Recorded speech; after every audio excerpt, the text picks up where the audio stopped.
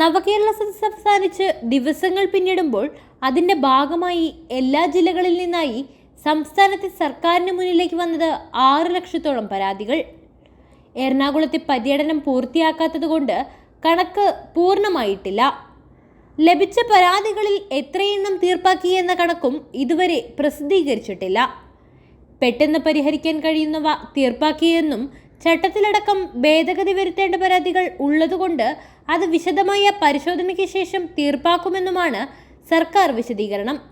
ലഭിച്ച പരാതികൾ പരിഹരിക്കാൻ വേണ്ടി ഓരോ ജില്ലയിലും സ്പെഷ്യൽ ഓഫീസർമാരെ നിയമിക്കുന്നതും സർക്കാർ പരിഗണനയിലുണ്ട്. 140 നിയമസഭാ നിയോജക മണ്ഡലങ്ങൾ, 36 ദിവസങ്ങൾ. മന്ത്രിസഭ മുഴുവൻ കേരളത്തിൽ സഞ്ചരിച്ച ഇത്രയും ദിവസത്തിനുള്ളിൽ സർക്കാരിന് മുന്നിലേക്ക് വന്നത് പരാതികളുടെ കൂമ്പാരം. 6,21,167 പരാതികളാണ് ഇതുവരെ സർക്കാരിന് മുന്നിലേക്ക് എത്തിയത്. എറണാകുളം ജില്ലയിലെ നവകേരള സദസ്സ് ജനുവരി 1-2 തീയതികളിൽ കൂടിയുണ്ട്. അതുകൊണ്ട് ഈ ജില്ലയിലെ കണക്ക് പൂർത്തിയായിട്ടില്ല. പരാതി പരിഹരിക്കാൻ ജില്ലകളിൽ സ്പെഷ്യൽ ഓഫീസർമാരെ നിയമിക്കും. തിരുവനന്തപുരം ജില്ലയിലെ ആറ്റിങ്ങൽ, നെടുമങ്ങാട്, ചിറയിൻകീഴ്, വാമനപുരം മണ്ഡലങ്ങളിലെ കണക്കെടുപ്പ് മാത്രമാണ് നിലവിൽ പൂർത്തിയായത്.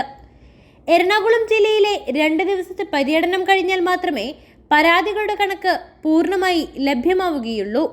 അങ്ങനെ വരുമ്പോൾ ഒരുപക്ഷെ 7 ലക്ഷത്തിന് മുകളിലേക്ക് പരാതികളുടെ എണ്ണം കൂടിയേക്കാം. പ്രാദേശിക തലത്തിൽ തീർക്കാനുള്ള പരാതികളുണ്ടെങ്കിൽ തദ്ദേശ സ്വയംഭരണ സ്ഥാപനങ്ങൾക്ക് നിർദ്ദേശം നൽകും. ജില്ലകളുടെ പരാതി പരിഹരിക്കുന്നതിനു വേണ്ടി സ്പെഷ്യൽ ഓഫീസർമാരെ നിയമിക്കുമെന്ന് മുഖ്യമന്ത്രി നേരത്തെ വ്യക്തമാക്കിയിരുന്നു. കാസർഗോഡ് മഞ്ചേശ്വരം മണ്ഡലത്തിൽ നിന്ന് കഴിഞ്ഞ മാസം 18-ന് ആരംഭിച്ച യാത്ര 35 ദിവസം പിന്നിട്ടാണ് തിരുവനന്തപുരത്ത് അവസാനിച്ചത്. CPI സംസ്ഥാന സെക്രട്ടറി കാനം രാജേന്ദ്രന്റെ മരണത്തെ തുടർന്ന് എറണാകുളത്തെ 4 മണ്ഡലങ്ങളിലെ സദസ്സ് മാറ്റിവെച്ചിരുന്നു. ജനുവരി 1-ന് തൃക്കാക്കര, പിറവം മണ്ഡലങ്ങളിലും 2-ന് തൃപ്പൂണിത്തുറ, കുന്നത്തുനാട് മണ്ഡലങ്ങളിലും സദസ്സ് നടക്കും.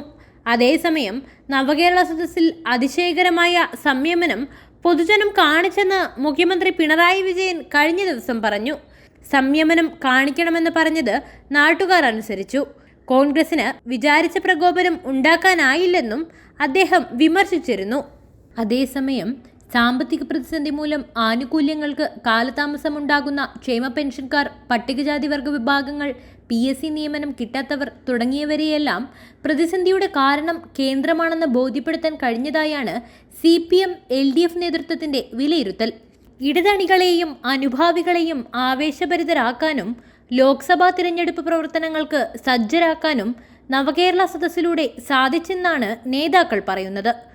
മുഖ്യമന്ത്രിയുടെയും മന്ത്രിമാരുടെയും പര്യടനം നടക്കുന്നതിനിടെയുണ്ടായ ഗവർണറുമായുള്ള ഏറ്റുമുട്ടൽ രാഷ്ട്രീയമായി ഗുണം ചെയ്യുമെന്നും അവർ വിലയിരുത്തുന്നു.